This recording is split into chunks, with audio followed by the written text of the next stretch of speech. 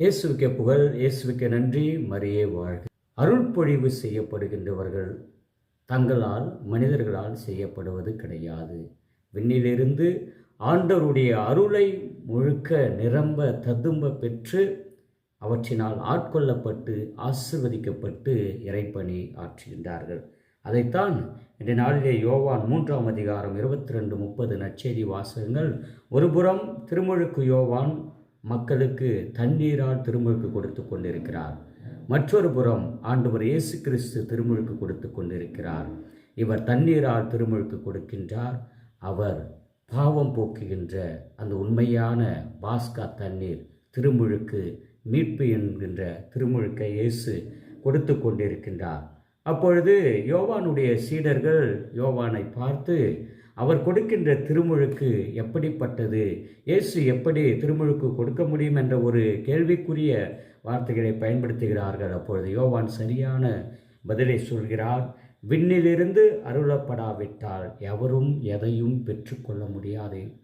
அவ்வாறென்றால் ஆண்டவர் இயேசு கிறிஸ்து கொடுக்கின்ற திருமுழுக்கானது முழுக்க முழுக்க ஆவியினுடைய அபிஷேகத்தினால், விண்ணிலிருந்து அருளப்படுகின்ற அந்த ஆசீர்வாதத்தினால், ஆவியினுடைய வல்லமையினால் கொடுக்கப்படுகின்ற திருமுழுக்கு என்பதற்கு யோவானே சாட்சி பகர்கின்றார். ஆம் அன்புமிகு இறை மக்களே, நாம் வெறுமனே திருமுழுக்கு பெற்றுவிட்டோம் என்று நினைக்கக்கூடாது.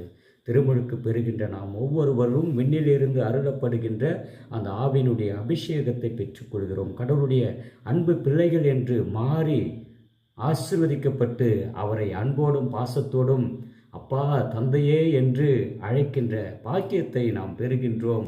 அந்த உன்னத நிலையை, அருள் நிலையை, கடவுளை நோக்கி அப்பா தந்தையே,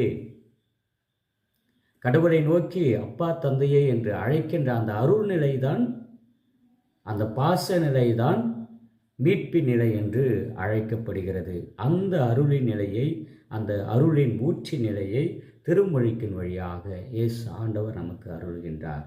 திருமுழுக்கு பெற்ற நாம் ஒவ்வொருவரும் பரிசுத்தமானவர்கள்.